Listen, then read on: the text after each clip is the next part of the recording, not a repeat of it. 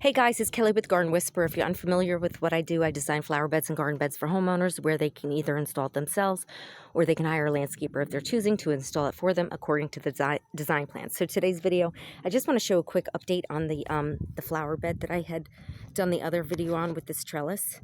So I just wanted to show you the lily of the Niles are starting to bloom. Look at how gorgeous they are. Now, I'm going to tell you something. This video does not do these flowers justice. They are a very bright, real pretty blue. It doesn't look the same color on the camera, but you can see they're just really pretty. Look at that flower. Ugh, I just love them. And there's at least 3, 6, 9, 10, 11 flowers on this one. And I don't know, this one only bloomed one, but some of them do that, just a slower growing plant. So that one only has one, but maybe next year it'll have more. But I am going to transplant them, and as you can see, the bees love them. He's in the flower right there. I don't know if you could see him. There he is.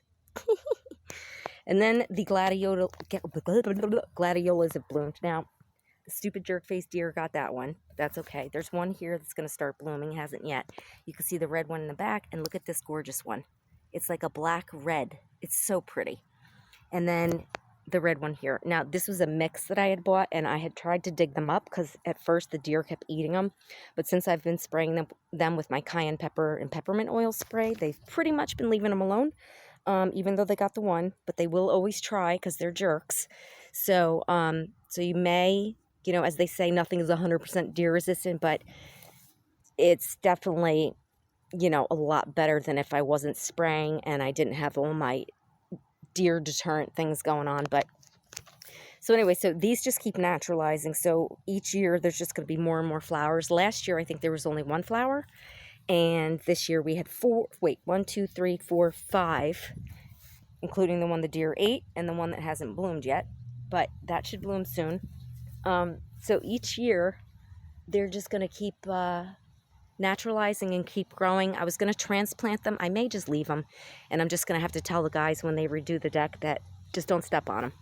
But anyway, so the lily of the Nile, they're definitely going to get transplanted because I am going to put some bigger shrubs over here to kind of give more privacy against the deck. And that's one of them, oh my God, what his name is? I said it in my last video. Sugar Tip Rose of Sharon. That's it. That's going to get 5 to 6 feet tall and wide, so that's going to fill in most of this area, so they have to be transplanted. But for now, they're there. And then I also wanted to show you the coneflowers. They're called Fatal Attraction. They're either coneflowers or echinacea, pretty much the same thing. But they're starting to bloom. You can see it's a real pretty color. Little different than the Magnus coneflower that I have in the other flower bed. But over here, this one, as you can see, the petals have been eaten, and I actually found beetles on them the other day, just chowing away on the flower leaves. So they only got 2 of them. I had to keep plucking them off. These haven't bloomed yet. That one hasn't bloomed. This one's starting to.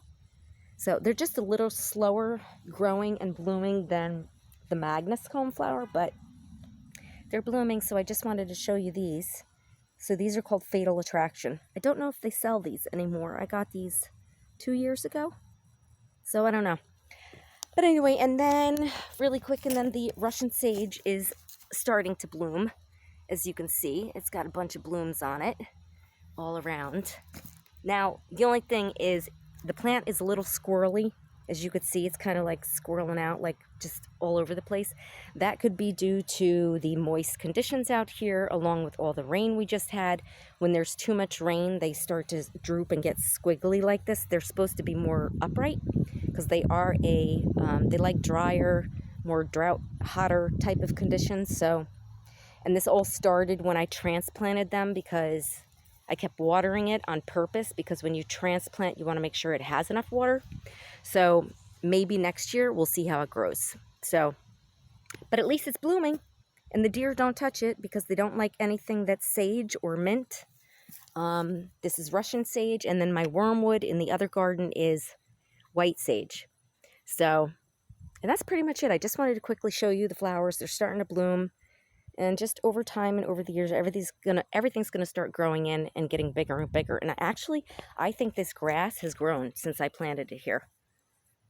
It's definitely getting bigger. So we shall see. The next step is to transplant the daffodils, and my muscari is coming in the fall, August or September, so that should be here shortly, and I'm going to plant those around the rocks. And next year I'll do another video just to show the progression of everything. So one thing at a time, new garden, just going to get better over time. So that's it, guys. So if you like this video, please like and subscribe. And if you're interested in hiring my design services, you can contact me at www.the-garden-whisperer.com. And, oh, one last thing. I'm going to be pulling this grass up in the weeds, and I think I'm going to be putting either moss, a sun-loving moss, or gravel in between them. Not sure yet, but we'll see what happens. So anyway, that's it for today, guys. Hope you liked this video, and like I said, please like and subscribe, and until next time, happy gardening. I'll talk to you soon. Bye.